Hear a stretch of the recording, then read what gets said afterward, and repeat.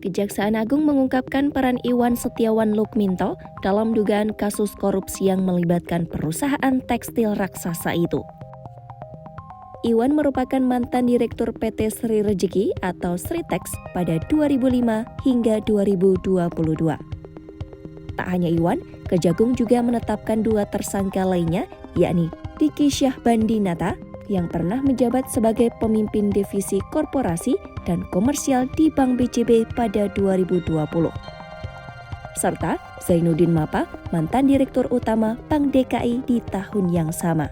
Ketiganya telah resmi menjadi tersangka dan kini ditahan di Rutan Salemba Cabang Kejagung selama 20 hari ke depan untuk proses penyidikan lebih lanjut. Menurut Direktur Penyidikan Jaksa Agung Muda Bidang Tindak Pidana Khusus atau Jampitsus Abdul Qohar, kasus korupsi ini bermula dari pemberian fasilitas kredit oleh Diki dan Zainuddin kepada Sritex secara melawan hukum. Kredit tersebut dikucurkan tanpa melalui analisis risiko yang memadai, serta mengabaikan prosedur dan syarat yang berlaku dalam sistem perbankan nasional. Padahal saat itu, penilaian terhadap Sritex menunjukkan peringkat kredit BB- yang mengindikasikan tingginya potensi gagal bayar. Dengan predikat seperti itu, seharusnya Sritex tidak layak menerima pinjaman apalagi tanpa agunan. Total kredit yang diterima Sritex dari 3 bank pemerintah daerah dan 1 konsorsium bank pemerintah mencapai 3,58 triliun rupiah.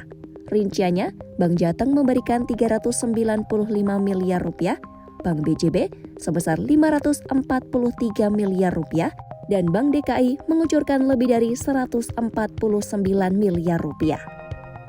Namun, dana tersebut ternyata tidak digunakan sesuai tujuan awal, yakni sebagai modal kerja. Menurut Kejagung, Iwan Lukminto diduga menggunakan dana kredit untuk membayar utang perusahaan serta membeli aset-aset yang tidak produktif. Akibat dari penyalahgunaan dana tersebut, kredit dari BJB dan Bank DKI menjadi macet dan masuk dalam kategori kolektibilitas 5. Hal ini berdampak langsung pada kondisi keuangan Sritex.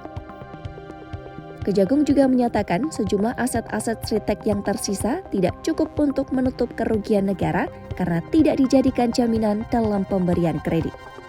Dari hasil penyidikan, kerugian negara akibat tindak pidana ini ditaksir mencapai lebih dari 692 miliar rupiah berdasarkan total tagihan kredit yang belum dibayar dari nilai pinjaman awal 3,58 triliun rupiah.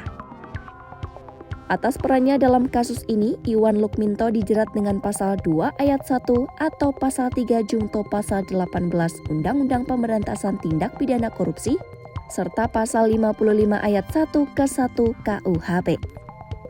Kasus ini menjadi salah satu sorotan utama Kejagung pada tahun 2025 karena melibatkan kolusi antara dunia usaha dan perbankan daerah.